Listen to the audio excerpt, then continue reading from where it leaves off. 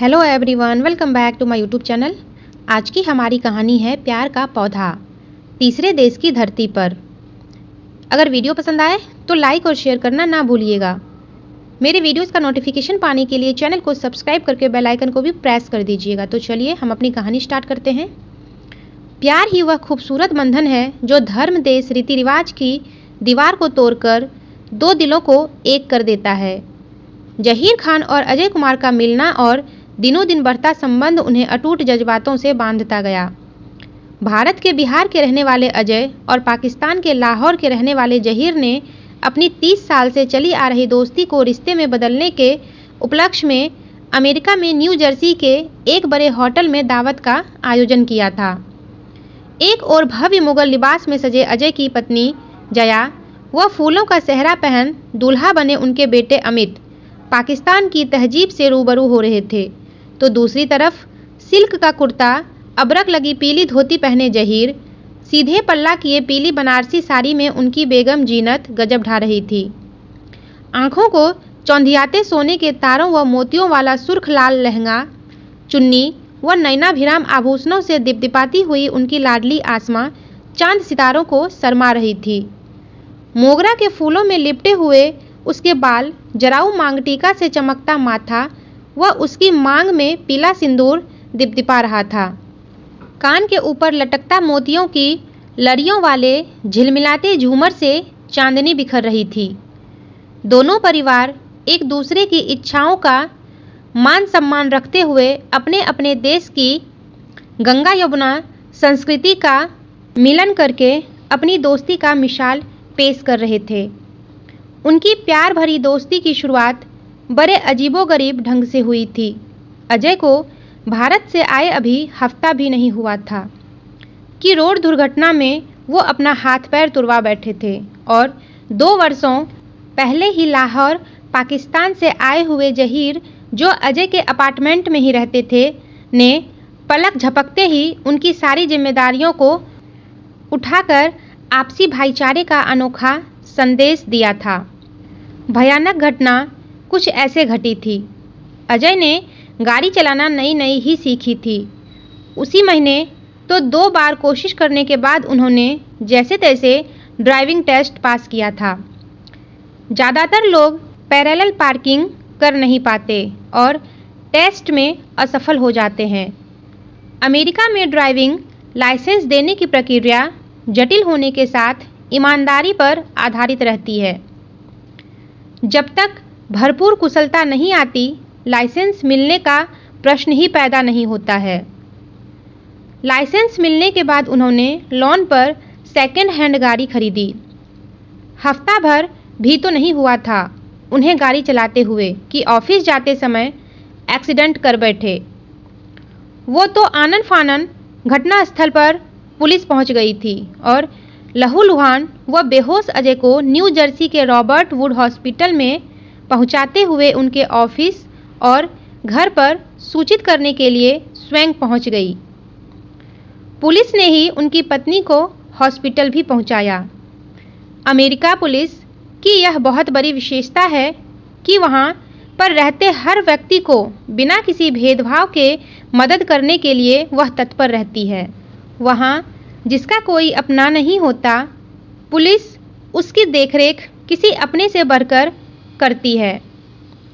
Hospital में अजय की पत्नी जया अकेली असहाय सी खड़ी आंसू बहा रही थी।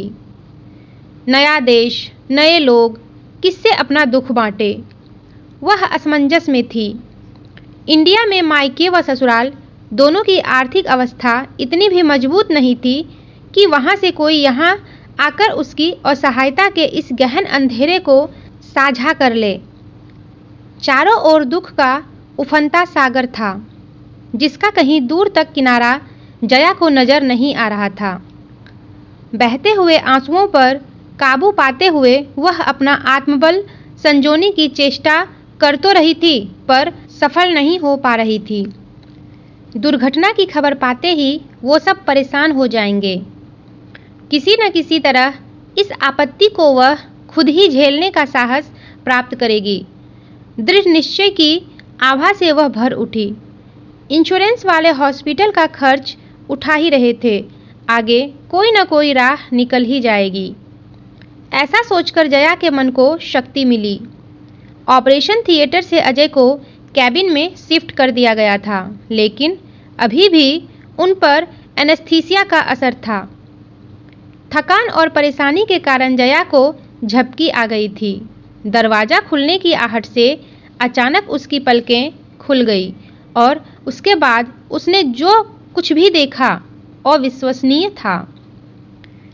जहीर दंपत्ति घबराए हुए अंदर आए और जया से मुखातिब हुए कि उसने उन्हें इस दुर्घटना की जानकारी क्यों नहीं दी। जवाब में जया सिर झुकाए रही। वो जया की ज़रूरत के सारे सामान लेते आए थे। उस दिन से दोनों पति पत्नी अजय के घर लौटने तक जया की हर ज़रूरत की पूर्ति चेहरे पर रक्ति भर शिकन लाए बिना करते रहे। इस तरह अजय के उस नाजुक वक्त में जहीर ने शारीरिक व आर्थिक रूप से अपने किसी भी देशवासी से बढ़कर उन्हें सहारा दिया था।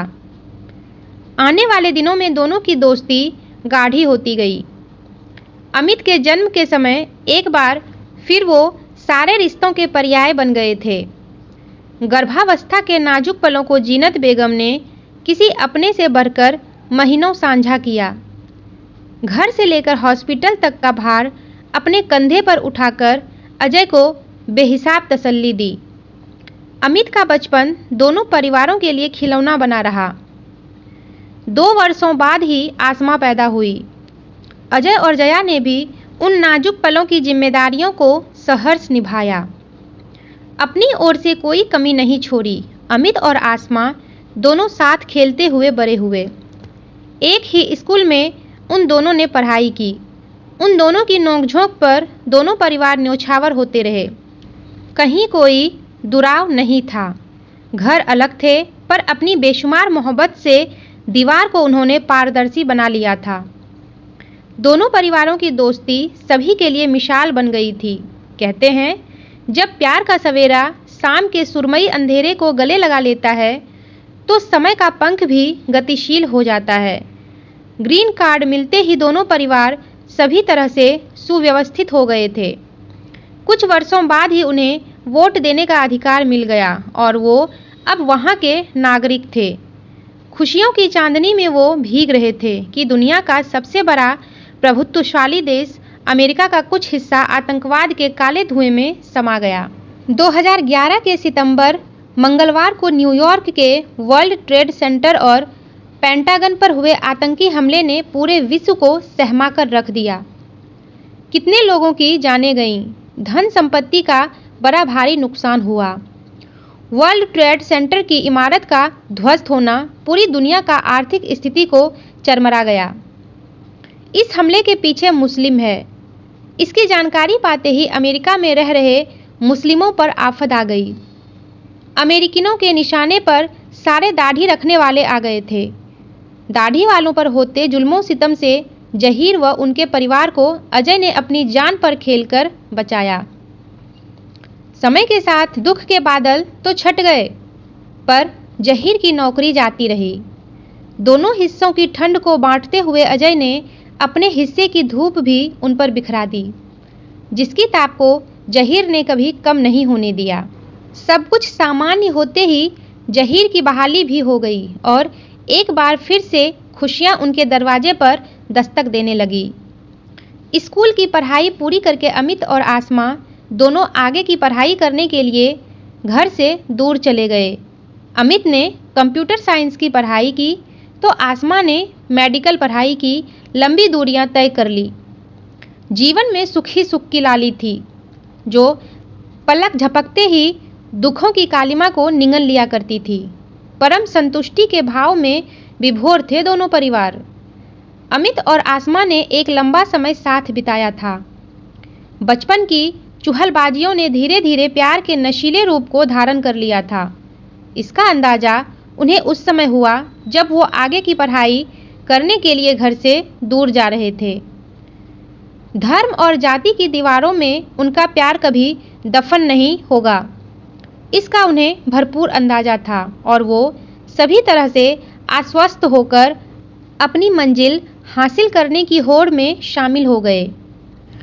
उनके प्यार से अनजान उनके माता पिता कुछ ऐसे ही खूबसूरत बंधन के लिए आतुर थे। उन्हें इसका जरा सा भी अंदाजा नहीं था। दोनों के पेरेंट्स को जब उनके प्यार के बारे में पता चला तो उन्हें ऐसा महसूस हुआ मानो अटलांटिक महासागर में ही अनहोनी को होनी करते हुए प्यार के हजारों कमल खिल गए हैं। इस तरह हर ओर से जीवन की हर धूप छांव को बांटते हुए उन्होंने अपनी औलादों को आज सबसे खूबसूरत रेशमी रिश्तों में बांध दिया था। वर्षों से चली आ रही अपनी दोस्ती पर खूबसूरत रिश्ते की मुहर लगा दी थी। बधाइयाँ देने वालों का तांता लगा था। यह दिलकश नज़ारा था। गोली बारूद की ढेर पर बैठे निर्दोषों की लाशों से अपनी सीमाओं को पाट कर रख देने वाले दो देश हिंदुस्तान और पाकिस्तान की सरहदों के नुकीले तारों से छत विक्षत हुए दिल के तारों के किसी तीसरे देश की धरती पर मिलन का।